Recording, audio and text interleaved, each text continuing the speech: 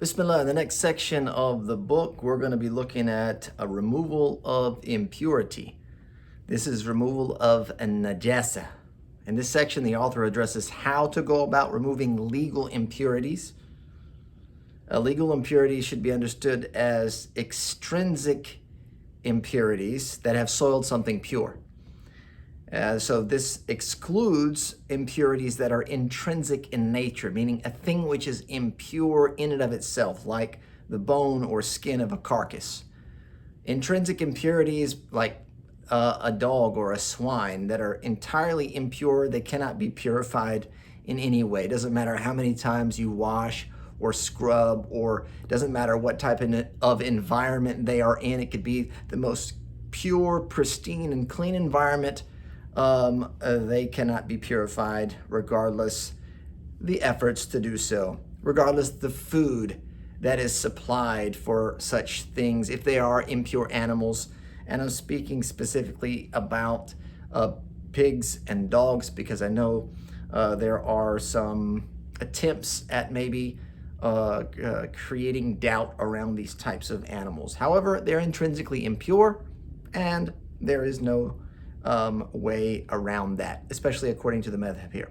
In this section, the author will also mention numerous types of impurities, including those impurities which are overlooked when they are in meager amounts, and then those which are not overlooked regardless of the amount.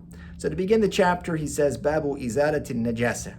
يجب لكل متنجس 7 غسلات إن أنقت وإلا فحتى تنقي بماء طهور مع حت وقرص لحاجة وعصر كل مرة خارج الماء فإن كانت من كلب أو خنزير وجب تراب طهور أو نحوه كأشنان يعم المحلة مع الماء إلا فيما يضر فيكفي مسماه. Here basically he says what means 7 washes are required, and this is as a condition of purification for anything soiled by impurity, including the bottom of both shoes and the hoofs and the trailing part of a woman's dress. You know, the part that trails along on the ground, the lowest part of the dress, or the train of some longer dresses that women wear, so long as it becomes clean, meaning 7 washes as a minimum, so long as it becomes clean. He goes on and says, otherwise, it is washed until it is purified with tahur water, meaning we have to wash impurities 7 times when they're on the clothes or on the body, 7 times, and then if required, we wash more than that. This is based on the general nature of the hadith narrated by Ibn Umar, which states we were ordered to wash impurities 7 times.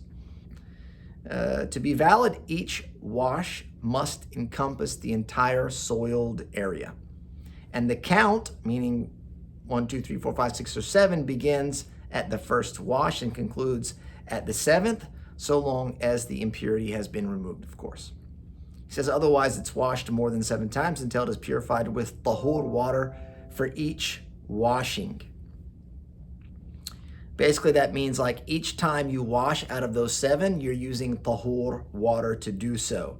And this is based on the hadith of Asma, who said a woman came to the Prophet ﷺ and said, so here the woman is actually Asma herself, the one that narrated the hadith, and this is not something totally unheard of, that someone would report the hadith and be the subject matter of the hadith themselves and not mention themselves by name. So she says, a woman, meaning herself, came to the Prophet ﷺ and said, among us is she whose clothing gets soiled by menstrual blood. What is she to do, that woman whose clothing becomes soiled by menstrual blood? The Prophet ﷺ said, scratch it with water, okay? Scratch it or rub it with water, then wash it. Okay, so there's an act of cleansing that's going on. There's a washing of sorts, and then she can pray in it. This is muttafaqun alayh. This is also supported by the hadith in which the Prophet ﷺ ordered that a large amount of water be poured on a puddle of urine in the masjid. This hadith can be found in the collections of Imam Ahmad, al-Bukhari, and Muslim. And this is along with washing, scratching, which is done with a rock or a stick, something like maybe even a brush perhaps, a laundry brush, and scrubbing, which is done with the fingers and fingernails while pouring water over the soiled area. This should be incorporated every time if needed, right? When would it be needed to incorporate a brush or a stick or a rock to scrub, or to use your hands or your fingernails in order to massage the water or scratch away at that impurity? It would be like when the impurity is stuck to the object, unless the object will suffer damage. So in the event that you would typically require such, assistance from a brush or a rock or a stick or using your hands, but the object being washed could be damaged, then it's not required to do so. He goes on and he says, while wringing it out in the event that water is absorbed. So if we look at clothing, for example, most of our clothes, they absorb the water when they're washed. And so a part of the process is to wring it out if possible, meaning maybe it's not clothing, maybe it's something else that has to be washed and it absorbs water, but you can't wring it out. And the wringing out is done outside of the water source every time. So basically you wash and you're scrubbing, you're incorporating the water with the scrubbing, and then you're wringing it out outside of the water source. In the event that you're using like a laundry sink or a bucket or some type of vessel of sorts in which you're washing your laundry, your soiled laundry, you don't just mean the dirty, but the soiled with impurities, then you need to wash and then wring it outside of the water source so that you're not getting that water into, you're not dumping that water which has now been soiled by impurity back into the water source, which we know if the water source is a meager amount, it would become impure at the contact of that impure water which has now left the object after having been wrung out. He says this has to be done every time so that separation of water can be achieved each time. If it is wrung inside the water source, it is considered one wash, meaning if you have the object in the water and you're wringing it out inside the water, it's considered as one wash and not you've done it multiple times, right? So basically what we're trying to do is highlight the fact that you need to wring that water out each time, wash it again, wring it out, and that would help you achieve those 7 washes. Basically, this is all a part of the wash cycle when removing impurities. If the absorbent object cannot be wrung out, it should be pounded or flipped over so that the water can drain out, or compressed, pushed on, so that most of the water is removed. Obviously, you're not going to be able to get all of the water out, as you're not going to get all of the water out of wet clothing. You're going to get a lot of it out, but not all of it out. And this is very important because this is what removes the majority of that water, along with the impurity that has soiled that object. Simply letting it dry without removing most of the absorbed water is not sufficient. And this is because drying only removes the water, right? The water is evaporated through the drying process, and what stays behind? The najasa will stay behind. So you have to try and wring it out or allow the water to drain out, whether you're flipping, pounding, or compressing that object. It should be noted that non-absorbent objects are cleansed by water running over and then off the surface. Okay, if it is najasa from a dog or a swine or whatever they produce, whatever is produced for them or generated from them, pure earth, which excludes impure or used earth. That's important. We've touched on that in the section regarding tayammum, in that it can be like used wudu water. Earth can be used in the purification process, and in the event that it has lost its purifying agency. And of course, obviously, if it's impure earth, then it's not used to purify other things. So it has to be pure earth. Or its like must be used. So its like would be, as mentioned by the author himself, saltwort, or some type of detergent or soap that has cleaning power. Coupled with water, the earth or detergent, must cover the location, except on what could be damaged or reduced in value, in which case a nominal amount will suffice. So basically, an example of this is, let's just say the garment that I'm wearing right now, if something were to get on it, an impurity from a dog or a swine, and I needed to employ earth or some type of detergent to remove that if by putting earth on this would damage the material or reduce its value, perhaps by creating a stain or an abrasion in it.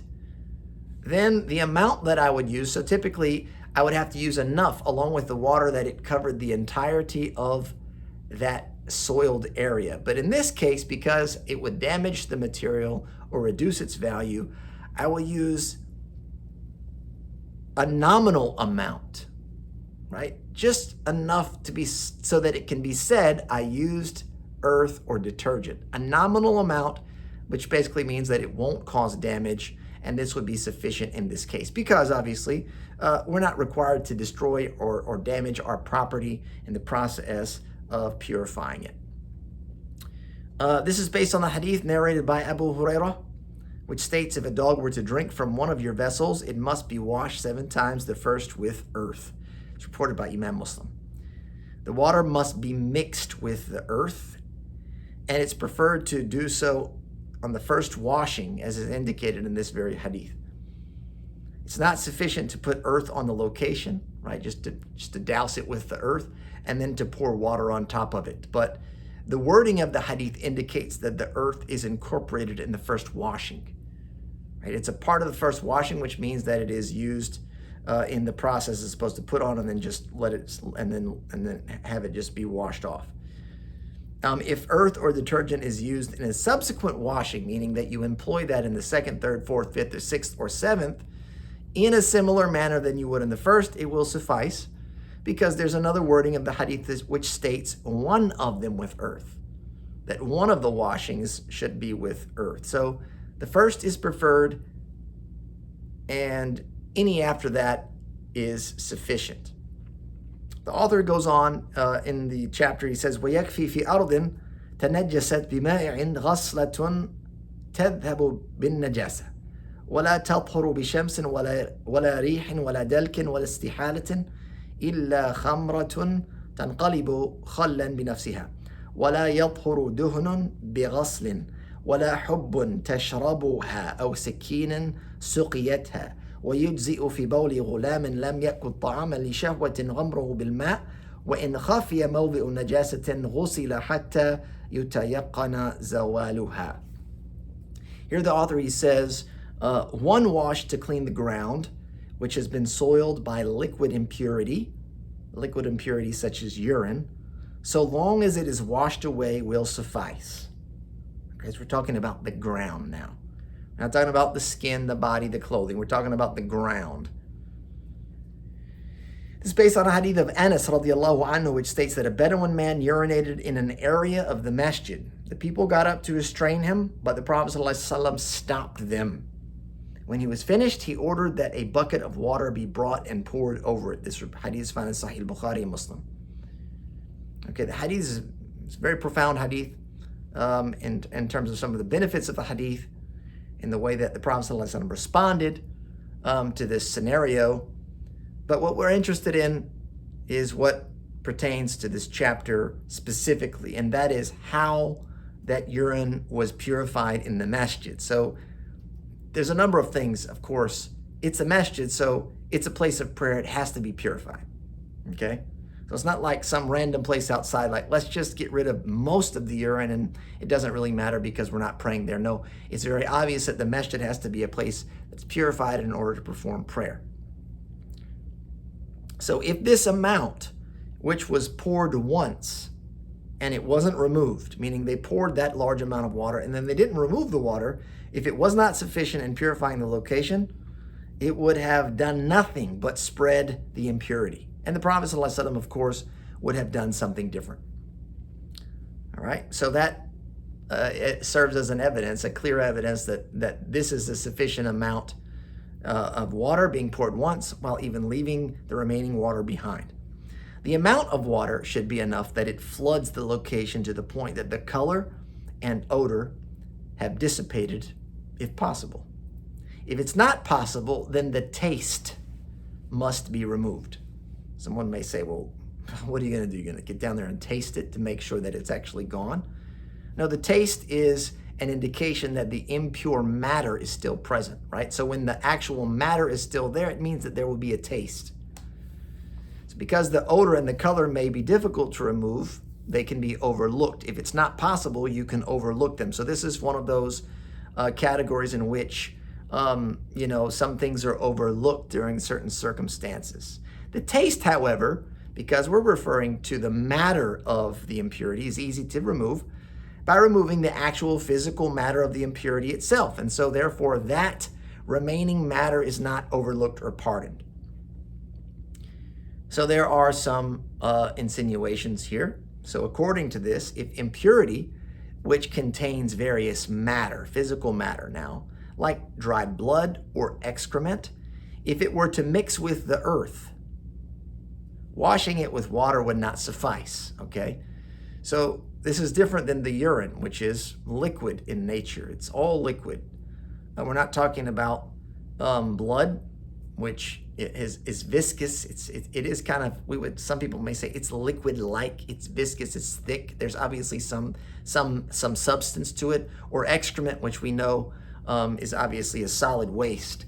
If that were to mix with the earth, pouring water over it would not be sufficient, because the matter is still present even if it is in the earth now. It's mixed in the sand or the dirt. But what should be done is that enough of that earth should be removed to be certain that the impurity has been gone. So, in the example here, if we were to say blood or some excrement were put in the corner of the masjid, that the floor was earth, that it settled into the earth, then that earth would have to have been removed so that that physical matter was removed as well with it. A single wash is also sufficient for stone, granite surfaces, basins, etc. Okay, a single wash is also sufficient, meaning washing one time, for stone, granite surfaces, basins, etc. And a lot of times we're looking at floorings of homes and countertops, etc. Basins and sinks and tubs. The impurity, be it from a dog, swine, or otherwise, is cleaned by pouring a profuse amount of water over it, even if the water falls from the sky or flows from a torrent. Okay? Because the removal of impurity does not require an intention, it doesn't matter if it was done by a human or otherwise. As long as it's been removed, as long as sufficient amount of water has been poured over it or has fallen onto it and has removed that matter, then that is sufficient when it comes to those particular types of things. Water, however, must be employed to cleanse the impurity. We can't use anything else. And we've talked about that in the description of water. And that is also applicable to impurities, najasa. Water has to be used. It doesn't matter if it was done by a human or otherwise, it must be water to the point that the color and the smell are gone, if possible. Right? Meaning that if it is possible, they have to be removed. If it's not possible, it's overly difficult, then we can overlook a remaining color and or smell. It's therefore not purified by drying from the heat of the sun, the wind, or scrubbing. Had that been the case, the Prophet ﷺ would have sufficed with that. Right? In the case, the example of that urine in the masjid, if letting it dry was enough for it to be purified, he would have not done anything. Right? He wouldn't have ordered that water be brought, because that's takalluf. That would have been considered burdensome. If it would be purified through drying, it would have been burdensome that he ordered the companions to bring water and pour over that. Or covering it up or something, then there would have been another method. So here we're just being very explicit in terms of what will not work. What many people may think, well, we'll just let it dry. It'll evaporate, it'll be gone. Or let the wind come, or we'll just rub and scrub at it. But that's not the case. The Prophet ﷺ was very specific in how that had to be managed. It's also not purified by way of transformation, which occurs when there is a change in state or quality. And this is the issue of istihala. When there is a change of state, whether that just happens or whether that's initiated, there may be some exception here. However, transformation does not render an impurity now pure. So according to that, larva in a wound, when the fly lays its eggs into a wound, for example, and then that larva comes out of that wound, which contains impurity, those larvae are impure. Cockroaches, which are hatched in toilets, right, where there's impurity, the eggs are laid in the impurity, and then from that comes the baby cockroaches, I guess, if you will call them that. A fully decayed and decomposed body, or a canine, meaning like a dog, that has fallen into a saltern. That's like a big place which salt is stored, and then turned to salt, are all impure. So here you can see examples of where things change states, but they are either impure themselves or that occurs in an impurity. And this is because the Prophet ﷺ prohibited eating or drinking the milk, eating the animal, or drinking the milk of an animal which consumes impurities. That's right. It may be that certain animals that are normally permissible to eat are left to consume impurities, like chickens, perhaps, that are left to feed on dead chicken. I don't know. Impermissible meat they're given as their feed, which is a reality. They're fed with impure foods, or they're left to eat impure foods. The Prophet ﷺ prohibited eating or drinking the milk of those animals. So had transformation been an acceptable means of purification, he would not have prohibited it. Because when they consume those impurities, what happens? I mean, it's not like we're going to now consume those impurities. We're going to consume the milk or the meat of that animal, which is not the impurity. There's been a change of state from that food into the nourishment of that animal, which is it's growing larger or meatier, or its milk supply. So the Prophet ﷺ prohibited that, and therefore this is used as the evidence that transformation is not sufficient to purify impurities. This is the case except with a clot from which a pure creature is created. All right, so we're talking about us, for example, as human beings. The clot, which would be a bloody clot, which would typically be impure, but it goes through a natural transformation process to producing a human life form. We are pure creatures. And the other example would be wine, which has auto-acetified. That means it was once alcohol and has on its own changed to vinegar. On its own, without intervention. Without human intervention, it has done so on its own.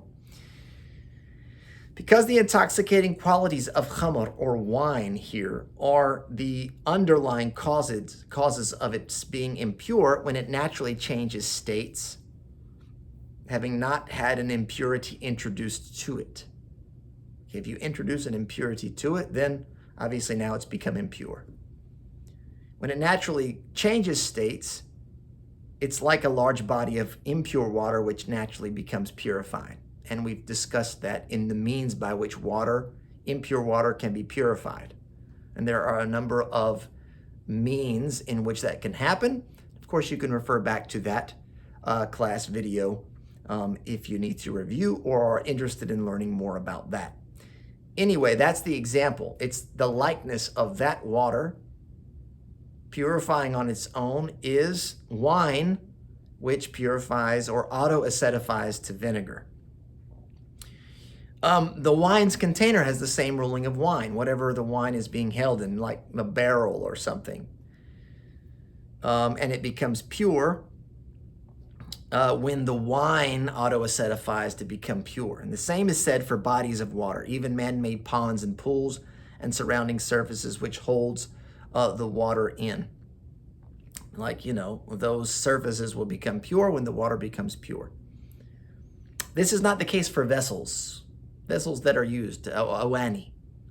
like pitchers and goblets and mugs, even if they're large in size, because we have been required to wash them 7 times, as was indicated previously. It should be noted that the permissible manner to make vinegar, by the way, because this does come up as a question often, is, well, in the process of making vinegars, there's alcohol involved, etc. There is a permissible manner to make vinegar other than just letting the alcohol auto-acetify.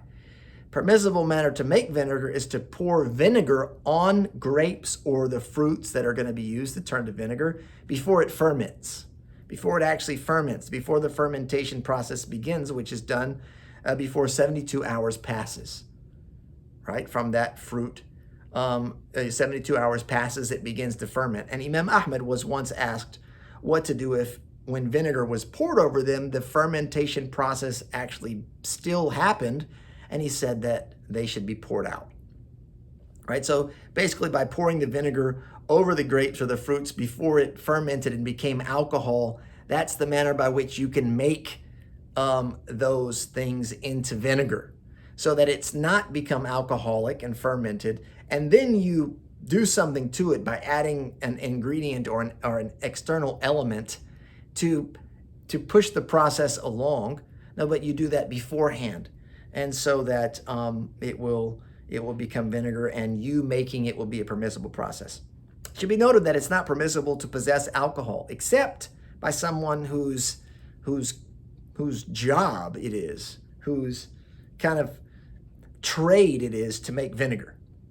And they're keeping that to auto-acetify, right? They're keeping it not to have the alcohol and then make it into vinegar by adding things or moving the containers around in order for it to hurry along the process or even begin the process. No, they're just simply having it in their possession in order for it to auto-acetify and become vinegar. So there's an exception made for possession of alcohol for the tradesmen, the vinegar tradesmen or manufacturers, in the event that was something that was on your mind. Right? They're not going to intervene in the process because that would render it impure, and thus it would be impermissible to sell and consume. You can't sell and consume impurities. All right.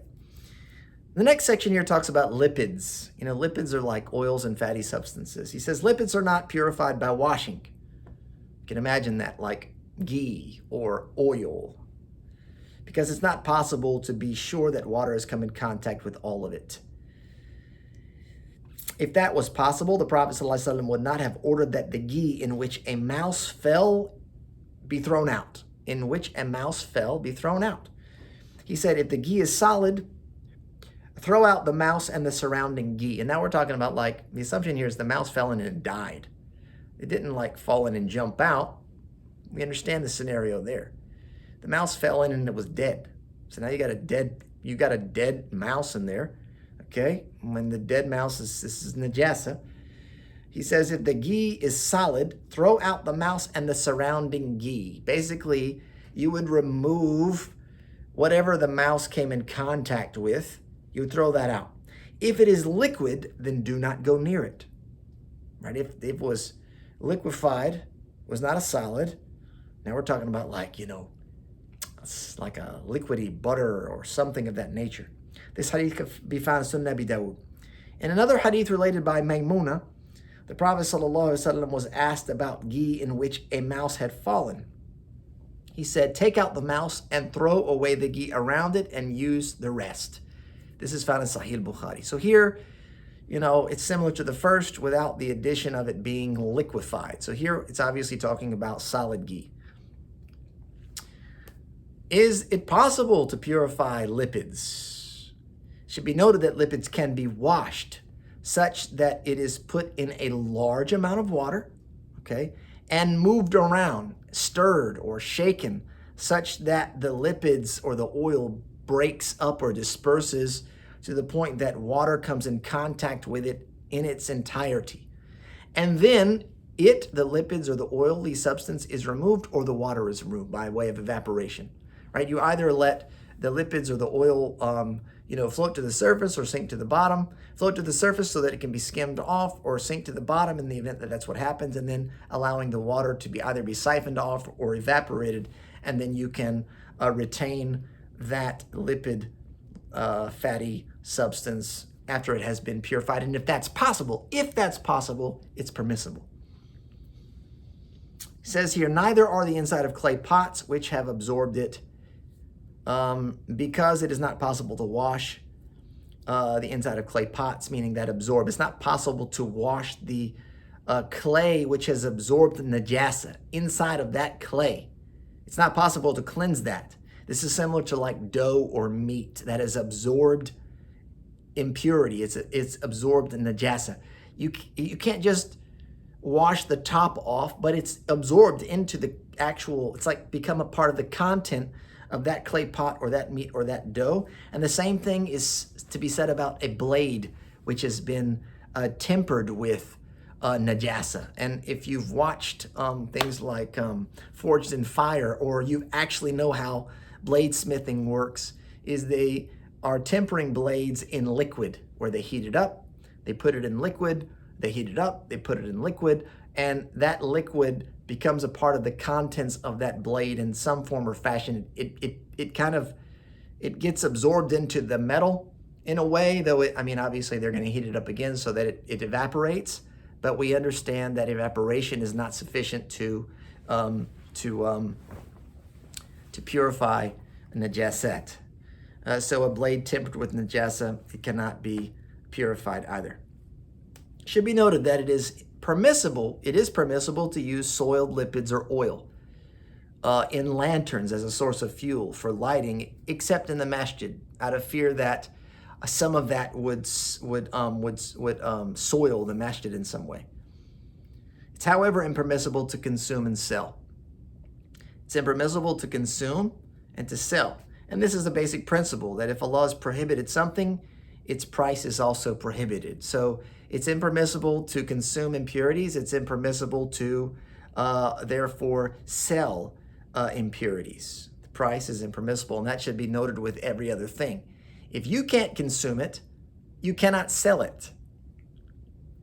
Right? So you'd say, well, I'm not consuming this. I'm selling this to a group of people that do consume this. They do eat these impermissible things, drink these impermissible drinks. I'm not drinking it, I'm just selling it. Well, if it's impermissible for you to consume, its price is also impermissible for you to consume. And that's a basic principle that should be remembered and well understood. He goes on in the next section, he says, dousing water once on the urine of a baby boy who does not eat food due to craving. Dousing this water to the point that it covers the entire soiled area will suffice, even if the water does not completely separate from the soiled item. It's also not required to rub and to wring the soiled item from this type of impurity. This is based on the hadith of Qais bint Mihsan, which states that she brought her young son, who was not eating food at that time, which basically means that the baby was still being breastfed. Was not eating solids, whole foods. Was not eating solids. And she brought her young son to the Prophet ﷺ, and the Prophet ﷺ set the boy on his lap, and then the boy urinated on him, and it got on the Prophet's clothing, and the Prophet ﷺ then asked for water and doused the area, and he did not wash it any further. This hadith is muttafaqun alayh. Okay? So here, a couple things to point out. Not eating food due to craving or choice, this excludes like being fed medicine or sweets or the dates that are given to a newborn baby. Like when parents try and introduce food, it's not because the baby wants that or craves that, it's because we're pushing it on them, whether it's medicinal in nature or otherwise. So that excludes that. This method also of purification is allowed due to the difficulty that is often associated with baby boys' urination, because it sprays out and it often spreads, unlike baby girls, which can often be contained in a general location, right? So we're not saying that one is more dirty than the other, not at all. That for some reason baby girls' urine is worse than baby boys. No, it's here we can see There's some very practical application to this, in that baby boys, when they urinate, it comes out quite pressurized, and it's like a hose. It's going to spray, and that can be difficult. And so the cleansing part has been kind of lightened of sort in a way, if we could say that, lightened a bit, in order to deal with this difficulty often associated with the process. Vomit is similar. Baby's vomit is similar in nature in the way that it can be cleaned. Once the boy begins to eat whole foods, begins to eat solids, their urine is then washed 7 times like all others. And fecal matter, of course, is always washed 7 times regardless the diet. Whether it's a milk diet or a food diet or a mixture of the two, doesn't matter. That exception is only for the urine of a baby boy. Next section here, he says, if the location of impurity is disguised on the body, clothing, or the area which is used for prayer, and that area for prayer can be washed, typically meaning like it's a small area, not a very large and vast area. Here, the location of impurity is disguised. So we know there's impurity there. We're just uncertain as to where the impurity actually is. It and all possible locations of the impurity must be washed until certainty of its removal has been reached. All right, so you say, well, I know that I know that this has been soiled. I just don't know where it is now. You're not excused from cleaning it. But now you have to be extra careful, and you have to take extra precaution. If it is certain that impurity has soiled the item, the impurity can only be removed if certainty of its removal is achieved. Right? Remember the principle of certainty and doubt. Right? Certainty is not removed by doubt. So in the event that there's an impurity on the clothing, I'm going to use my own clothes here. I know like this was soiled by impurity at some point, but I set it in a pile to be dealt with later. And then when I came back to clean it, I could no longer see where that was. Maybe it dried. And I can no longer see where that impurity was. Now I cannot just say, well, okay, well, I'll just douse some water here, clean it 7 times here. I'm now doubtful if I've actually gotten it because I don't know where that impurity is. And so now I have to act in a manner which will allow me to achieve certainty. If I don't do so, prayer performed in such a garment without having certainly removed the impurity will render the prayer invalid, because it is certain that there's an obstacle in the way of a valid prayer, and that is the presence of impurity. So for example, if impurity soiled my sleeve, right? One sleeve, and then I forgot where it was, which sleeve, right or left. I forgot which one it was. I know it was on the sleeve. What do I have to do? I have to wash both sleeves in a manner which would remove the potential impurity that is on one or the other of them. Same thing goes for the hand. If I know that I got impurity on my hand, and then when I went to wash it, I was uncertain as to where that impurity actually was, the right hand or the left, then I would have to wash both hands in order to purify, in order to be certain that the impurity was removed. The Imam goes on, he says, وَيُعْفَى عَنْ يَسِيرِ دَمٍ وَقَيْحٍ وَصَدِيدٍ بِثَوْبٍ أَوْ بَدَنٍ مِنْ حَيَوَانٍ طَاهِرٍ وَعَنْ أَثَرِ اسْتِجْمَارٍ بِمَحَلِّهِ. Here he says that a meager amount of blood, pus, or blood-tinged pus from a pure creature, be it from the one praying, okay, or all of these things, blood, etc., from someone or something else. Meaning it's not from you, it's from someone else or something else on the clothing of their body, so long as that blood, pus, or blood-tinged pus is not from a urinary or digestive tract. In that case, it would be treated like what comes out of the, be like urine, is overlooked, just like the trace of istijmar on its location after it has been cleaned with the required number of wipes. So here we're talking about things which are overlooked. They are impure, but they are overlooked. And this is based on the hadith of Aisha, in which she said, some of us had gowns we would wear during our menstrual cycle, and sometimes they were worn during intimacy, meaning that they would wear them and become junub while wearing them. And if we saw a drop of blood on the cloth, we would use our saliva to wash it and our fingernail to rub it. And this is found in Sunan Abi Dawud. Now, because it's known that saliva does not remove impurity, and also known that doing that, their fingers and their fingernails did not become soiled with impurity. Right? There was no instruction otherwise. There was nothing that would lead us to believe that saliva removed the impurity or that their fingers became impure in this process. It's overlooked. The only conclusion that we could draw there is like, look, this is overlooked. The amount of that blood is overlooked, and coming in contact with it in that way is overlooked because it's a meager amount. And this is basically because of the great difficulty that that is experienced with these types of minor impurities, blood, pus, blood-infused pus, etc. You know, these small amounts, they're regularly occurring in the human body. It's hard to remove them, and so and it's known, it's obvious, right? And this was known during the life of the Prophet ﷺ. It's not something that was unknown. That's just all of a sudden happens to us, that we may have a cut and blood comes out in a minor amount, that there's pus, that there's blood-infused pus. Those types of things were commonplace during the time of the Prophet ﷺ, and he did not command us to do anything about them in terms of removing them.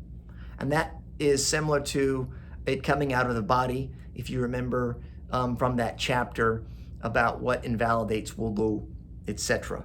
And so that's also the amount to measure here. That's the measurement of that amount, is it's considered a minor or meager amount according to your normal circumstances. Large amounts of those things, however, are not overlooked. They must be cleansed and purified. A large amount of blood, a large amount of pus, a large amount of blood-infused pus must be cleansed from the body or the clothing. If the small amounts on the article of clothing or the body can be added together to make a large amount, then that is not overlooked either. So if it's a splatter, if it's been splattered with blood, for example, they're all little tiny dots of blood, okay? Each little dot is a meager amount. But if it's a splattered, I mean like it's splattered all over your clothes, and if you were to add that all together, it's no longer considered meager, then you can't overlook each of those tiny things as this individual splatter of blood as being a meager amount, but when they're collected together, they certainly are an abundant amount. Such small amounts are not overlooked if they are introduced to lipids, if they are introduced to liquids or foods. So a small amount of blood, a small amount of pus, if it's put in food, if it's put in your drink, you don't overlook that. Now you have impurity inside of those food or drink. It's also not overlooked if the above mentioned impurities come from impure creatures. Blood, pus, blood-infused or mixed pus, like the dog, the swine, predatory animals, other creatures larger than cats, except for, there's an exception, meager amounts of donkey and mule sweat and their saliva. And this is due to the difficult nature of avoiding them, meaning the donkey and the mule, because they are animals that we often utilize, either to ride or to incorporate in farming or working or carrying packs and traveling with. And so it's something that we would be in contact with on the regular basis, as opposed to dogs, swine, predatory animals, etc. And so therefore the small amounts of their sweat and their saliva, small amounts, are overlooked. And the last section here, which I've sectioned off in this manner, the Imam, he says, وَلَا يَنْجُسُ آدَمِيٌّ وَلَا مَا لَا نَفْسَ لَهُ سَائِلَةٌ بِمَوْتٍ وَبَوْلُ مَا يُؤْكَلُ لَحْمُهُ وَرَوْثُهُ وَمَنِيُّ آدَمِيٍّ وَعَرْقُهُ وَرِيقُهُ طَاهِرٌ وكذا سؤر هر وما دونه خلقة والسباء البهائم والطير مما فوق الهر والحمار الأهلي والبغل منه وعرقه وريقه وكل مسكر نجس. So now we're talking about some impurities. He says neither human beings, be they Muslim or not, nor bloodless creatures become impure due to death. Bloodless creatures are like insects, for example. It's a bloodless creature. It's like an insect as an example. There may be other examples that you could mention, but insects would be one. Neither human beings, be they Muslim or not, nor bloodless creatures become impure due to death. And this is based for the human being, by the way. It's based on the generality of the verse, which states what means indeed we have honored the offspring of Adam. This is Surah Al-Isra, verse number 70. And the hadith, which the Prophet ﷺ stated, the believer does not become impure. This is found in Sahih Bukhari, Muslim, and also found in the collection of Imam Ahmad. If it were the case that the human body became impure upon death, then ghusl would not purify it, like ghusl does not purify other creatures that become impure upon their death. Okay? And that would also apply to human organs and limbs that were removed from the body or severed. The verse which states what means indeed the idolaters are impure is referring to the impure nature of their doctrine, and also an emphasis that they should be avoided like impurity. And it doesn't actually refer to a physical state of being. It doesn't actually mean that they're physically impure. We're talking about their doctrine, their belief, and that we should stay away from them like we would stay away from other impurities. The bloodless creature's purity is based on a hadith of Abu Hurairah, which states, if a fly were to land in your vessel, plunge it all the way in and then throw it away. For one of its wings contains the cure and the other the disease. And this hadith is found in Sahih Bukhari. Now, what's obvious from the hadith is that when you plunge that insect into the drink, it's going to die. Especially if the contents of that vessel, it could be soup, it could be drink, that's an example. You plunge it into the vessel, especially if it's hot, it's going to die. So that thing dying inside is not, doesn't become impure upon death. Because the Prophet ﷺ said, throw it away, and basically now you can consume what was in that vessel. Right? Had it become impure upon death, the Prophet ﷺ, number one, would have likely not ordered us to do that because it would have been a wasteful act, and then we would have to throw away the food regardless. It would have simply been a command to stay away from the contents of that vessel. In the next section, he talks about pure things. He says the following are pure: urine, dung, orgasmic fluid of edible animals which are permissible to eat. Not just because it can be eaten. Anything can be eaten, and we can see that today in the world. There are many different types of people that eat many different types of things. There are people that their goal is just to try and eat everything, just to consume it as something unique and different. But we're talking about permissible animals, permissible edible animals. And this is based on the Prophet ﷺ ordering some of the visitors from Urine to go out and drink the camel's milk and urine. Okay? It's reported in Sahih Bukhari. And orgasmic fluid is considered similar to urine. Okay? Because it's not permissible to drink impurity, the command proves that they are not impure, meaning the urine. Or the orgasmic fluid, meaning that it's not something that he ordered them to drink, by the way, but it's like urine in its ruling. He did command them to drink the milk and the urine.